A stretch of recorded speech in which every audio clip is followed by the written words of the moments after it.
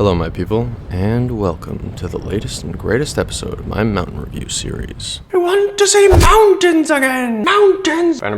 Today we're talking about Stratton Mountain Resort, and why over the last decade I've skied here more often than at any other mountain. Throughout the video, I'll go over the basic info that I think you need to know if you plan to visit the mountain yourself, and towards the end I'll share some of my own opinions in addition to a few bonus tips to help you maximize your skiing or snowboarding experience at Stratton. But before we get into that, just a little tidbit for those of you who don't know. On this channel, I'm all about sharing my thoughts and experiences on the best spots to check out and the best gear to bring with. So if, like me, you want to spend more time outside appreciating the finer things in life, do yourself a favor and consider subscribing. Also, feel free to check out the description below for links to any of the gear or information resources I mention. Alrighty then, without further ado, let us begin. Located atop the highest peak in southern Vermont, within the boundaries of Green Mountain National Forest, Stratton Mountain Resort is arguably one of the best options in the area for skiers and riders alike. The peak's prominence over its surroundings attracts better natural snow conditions compared to nearby mountains, making it a great choice for tree skiing enthusiasts like myself. The mountain sports 11 chairlifts that grant you access to 99 trails that cover an area of over 670 acres of skiable terrain. The resort's artificial snowmaking guns complement the mountain's natural conditions, providing coverage over 95% of the mountain's skiable terrain, which, when operating at maximum capacity, can cover 100 acres of trail per day in 12 inches of man-made snow. Additionally, Stratton provides all of the typical amenities that you would expect to find at a well-established ski resort, including equipment rentals, tuning services, bag checks, lodging, bars, shops, and restaurants, all of which, mind you, are amplified to a significant degree due to the sheer size of the mountain's main base area ski village, which leaves you with no shortage of options for any product or service that you might require. I'll get into all my personal favorites, including restaurant recommendations and whatnot, in a bit, but first I want to cover the essential details about the mountain itself, which is obviously more important since it's the main reason anyone goes there in the first place. Although Stratton does have several terrain park runs scattered around the lower half of the mountain, freestyle skiers and riders will find that it doesn't quite measure up to Mount Snow's Carinthia, which covers a significantly larger area. However, despite having a smaller park, Stratton is almost certainly a better mountain in every other way, making the extra half hour of travel time more than worthwhile for most people driving up from either Boston or New York. Now, before I tell you about all of my favorite trails and strategies for planning out a day of skiing or riding at Stratton, I'm going to give you a basic overview of the map as a whole so that the rest of the information becomes a little easier to digest. Okay, you can think of Stratton as having three interconnected ski areas: the main face, the Sun Bowl, and the Snow Bowl. Sun Bowl and the main face each have corresponding base areas with ski lodges and parking lots, while the trails that make up the Snow Bowl area all loop back around to the main base area. You can technically subdivide both the Sun Bowl and the main face into top and bottom sections as well. All of the mountain's park runs and most of the easier blue and green runs are contained within the bottom halves of the Sun Bowl and the main face, so beginners and park rats can maximize their time by sticking to those areas. Okay, now let's talk about chairlifts. Stratton is all about the mid-mountain lifts. Out of the resort's 11 total lifts, only 4 of them take you to the peak. The first is the gondola, which starts at the main base, and the other 3 are all mid-mountain lifts, one for each of the 3 ski areas I mentioned before.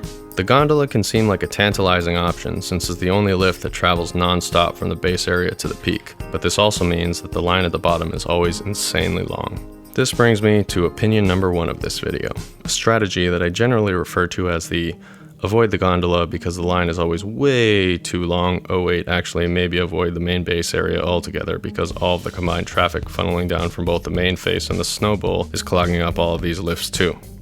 Strategy.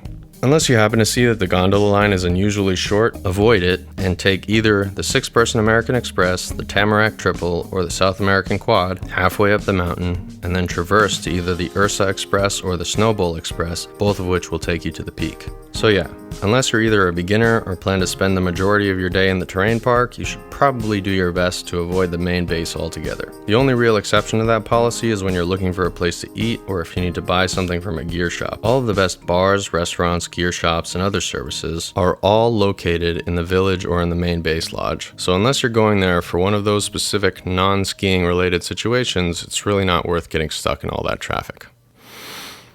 I f***ing hate traffic. So I say again, Stratton is all about the mid-mountain lifts.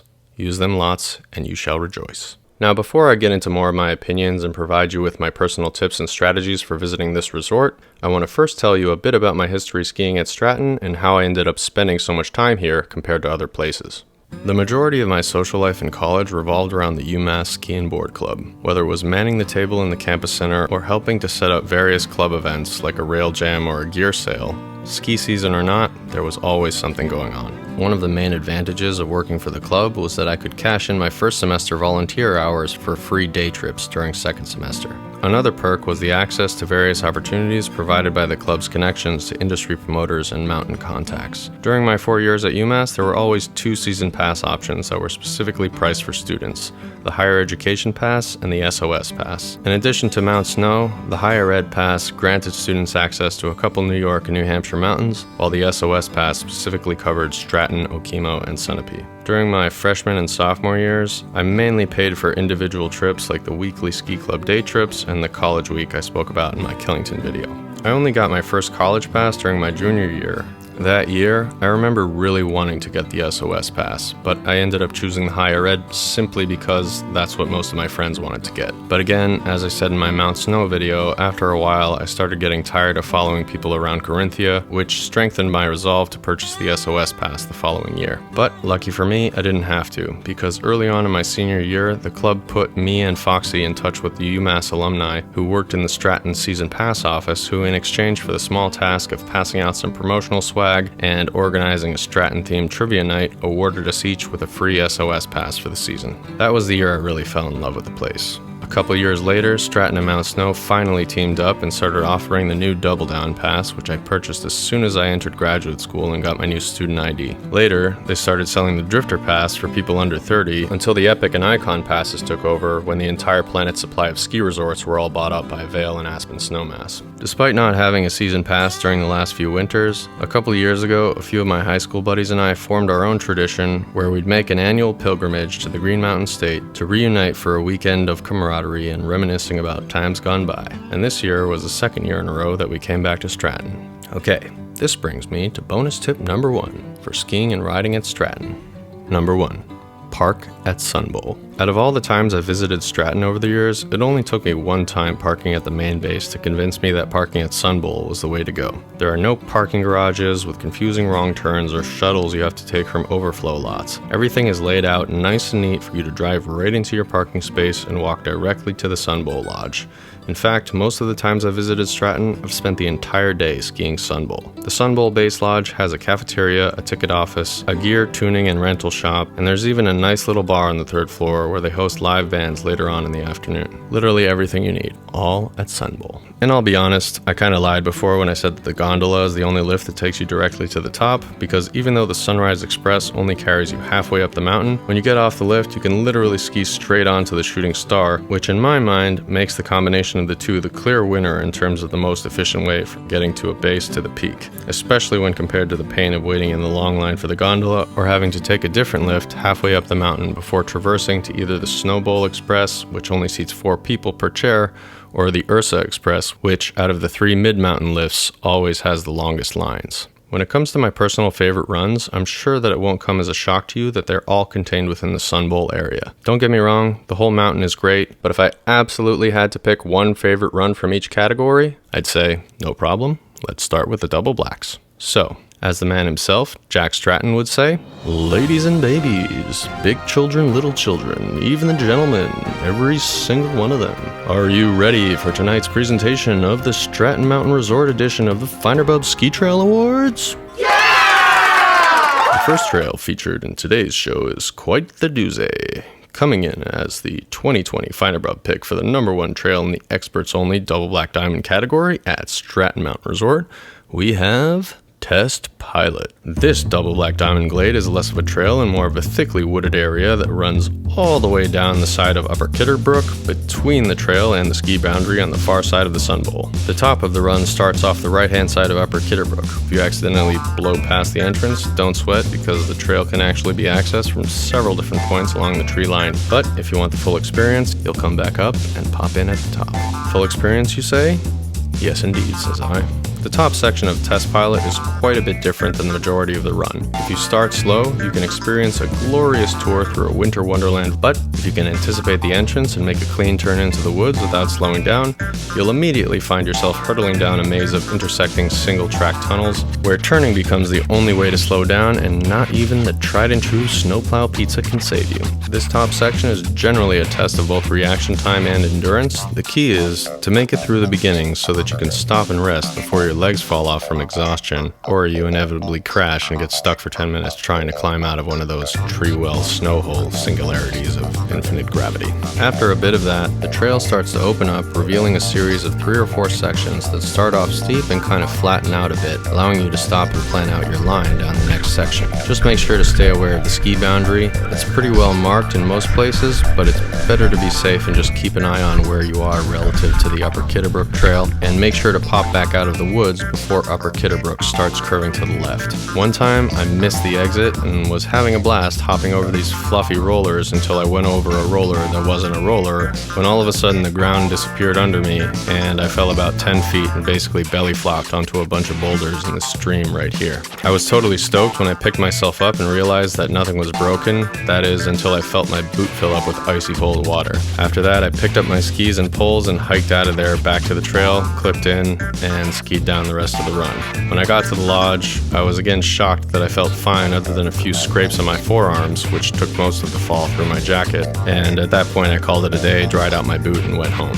About a week later, I was on vacation with my family in Mexico, and after one stroke in the pool, I felt this excruciating pain like lightning shooting up and down my arm and my back. I took some Advil for the pain, but after I got home, I went in for an MRI, and the doctor told me that I had tears in my labrum, rotator cuff, and my rhomboid. Luckily, my labrum was only partially torn, so I didn't have to get surgery, but even with cortisone shots for the pain and a ton of physical therapy, my shoulder has never been the same, even 8 years later. I'm actually scheduled to get another MRI to have my shoulder re-examined, so I guess we'll see how that goes, but yeah. I cannot put enough stress on the importance of safety, especially when skiing in the trees. Respect the boundaries, they're there for a reason, and make sure you always wear a helmet. Anywho, test pilot, great run. There are plenty of other great glades all over the mountain, but if I had to pick one, yeah, test pilot. I literally used to hit that run, first run, every time I came to Stratton, simply because I'd be fully warmed up and sweating by the time I got to the bottom. So yeah, pro tip, really great way to make sure you stay warm throughout the day. Get warm on the first run. Anywho, next up, the Finer Bub Ski Trail Award for Stratton's best run in the Black Diamond category goes to Upper Middlebrook. Upper Middlebrook is a fast and skinny little devil that will awaken the spirit of the ski racer from deep within your soul. This trail f***ing whips. Just make sure not to crash, because you'll ruin all the fun for all the people who have to slow down while the ski patrol carries your sorry ass out of there. What's up? Oh, okay. Are they all right? Oh, that's too bad. About 6 patrollers over there. Okay.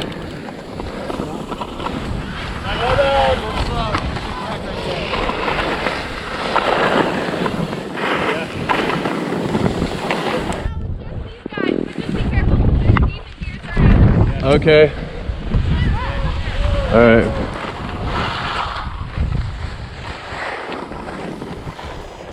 And next up is the Finer Bub pick for Stratton Mountain Resort's best blue square run. From the top of the Sunrise Express, this pick is a combo run that starts off with Eclipse and then pops out onto Lower Downeaster. A sweet, wide-ass blue run that is somehow both great for beginners, but also has these little drop-offs and rollers that can make any grown man say wee! Alrighty, my people, if you thought the last one made you say wee, you ain't seen nothing yet, because last but not least, coming in as the Finer Bub pick for the best green circle run at Stratton Mountain Resort, we have Lower Middlebrook. I mean, come on, you can't just bomb down Upper Middlebrook and then not hit Lower Middlebrook. As Louis Armstrong would say, it just ain't right like green tomatoes. Starting at the intersection of the Shooting Star and Sunrise Express lifts, Lower Middlebrook is a wicked little green run with a handful of rollers that, when hit properly, can huck you into next Tuesday. The trail then combines with Lower Kitterbrook before ending back at the Sun Bowl base area. Alright, now that that's out of the way, before I share my final bonus tip on how to maximize your experience at Stratton, I'll share a few thoughts on my favorite spots to eat on the mountain. First, if you're into the whole idea of never leaving the Sun Bowl area, you can do no wrong by bringing some overpriced chicken tenders and waffle fries from the cafeteria on the second floor up to the bar on the third floor. If you're underage, downstairs is cool too. Next, if you dare to venture down into the depths of the main base area, you cannot go wrong by eating at either Grizzly's or Mulligan's. They both have these sweet little outdoor patio areas, and if you take the stairs down into the basement underneath Mulligan's, there's this other spot that serves wonderful buckets of chicken wings alongside the typical selection of Vermont brewed beers. However, none of these compares to the glory found within the final bonus tip of this video, and so, without further ado, the final bonus tip for maximizing your trip up to Stratton, which does not only apply to Stratton, but can also be accessed on the way up to Mount Snow or anytime you find yourself crossing the Vermont-Massachusetts border on I-91. The bonus tip is as follows. If you sandwich your day of skiing and riding with not one, but two visits to the oh-so-glorious Vermont Country Deli, one on the way up and one on the way down, both are required, your puny little mind will be shattered by the incredibly delicious explosion of flavor that you'll experience when you go there for the first time. I'm not going to tell you what to get, you'll know it when you see it.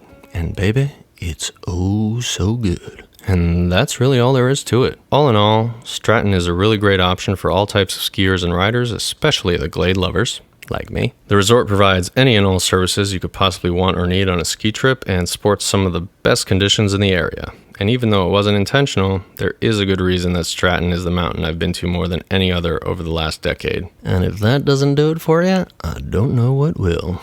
So there you have it, folks. I want to wish a very warm welcome to those of you who are new to the channel. If this is the first video of mine that you've seen, I just want to let you know that I also make camping and hiking videos in addition to the skiing videos like this one. So if you're curious about any of the outdoor gear I use, or you just want to learn about some more exciting new places via yours truly, I'll leave some links down below that should suit you quite nicely. Alrighty, my people, that concludes this episode of the Finer Bub Show. If you've already been to Stratton or you're planning to check it out, or if you have any ideas for where I should go next, I'd love to have you comment below, especially if you think your insight can help me disprove something that I think I already know. But before you do, I just want to thank you oh so much for watching. If you're planning your next trip or looking for new gear, don't let the small details stress you out. Remember, life's an adventure. So relax, breathe in the outdoors, and don't forget to appreciate the finer things in life. See you out there, people.